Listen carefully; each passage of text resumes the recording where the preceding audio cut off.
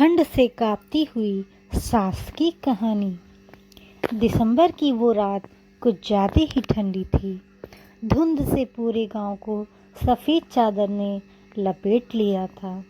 सड़क किनारे पुराना कुआं और बगल में झोपड़ी, वहीं रहती थी सावित्री देवी अपने पोते गुड्डू के साथ।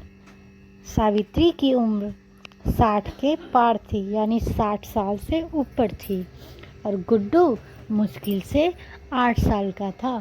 उसका बेटा बहू शहर में काम की तलाश में गए थे, लेकिन 3 महीने से कोई खबर नहीं मिल रही थी उनकी। रात गहरी जा रही थी, यानी गहरी होती जा रही थी। ठंडी हवाएं झोपड़ी भी टपकती छत से होकर अंदर घुस रही थी।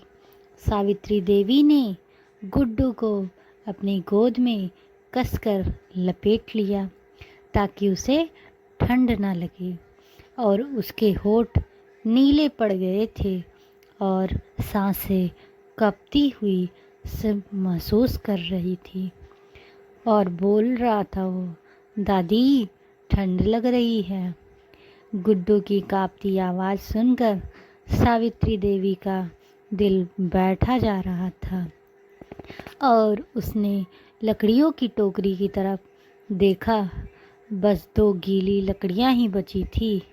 उसने सोचा, अगर आग बुझ गई तो रात नहीं कटेगी, और वह कांपते हाथों से लकड़ियां जलाने की कोशिश करने लगी, पर नमी के कारण चिंगारी नहीं जल रही थी, नहीं पकड़ रही थी।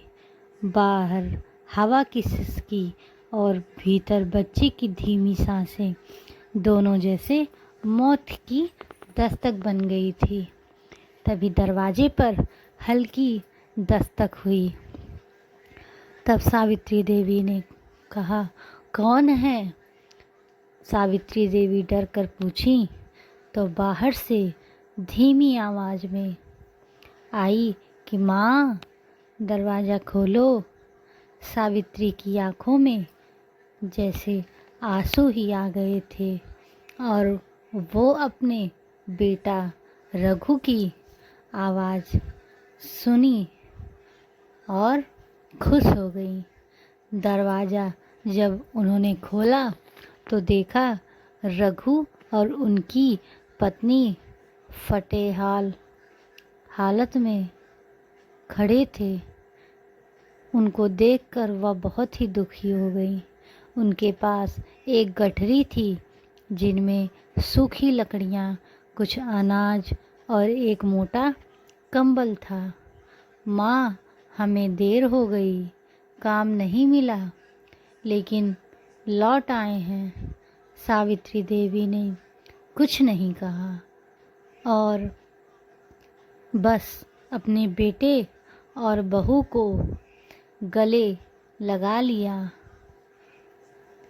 थोड़ी ही देर में झोपड़ी में आग जल उठी और दीवारों पर पीली पीली रोशनी नाचने लगी, और गुड्डू ने करवट बदली और मुस्कुराते हुए उन्होंने बोला कि दादी, अब मुझे ठंड नहीं लग रही है।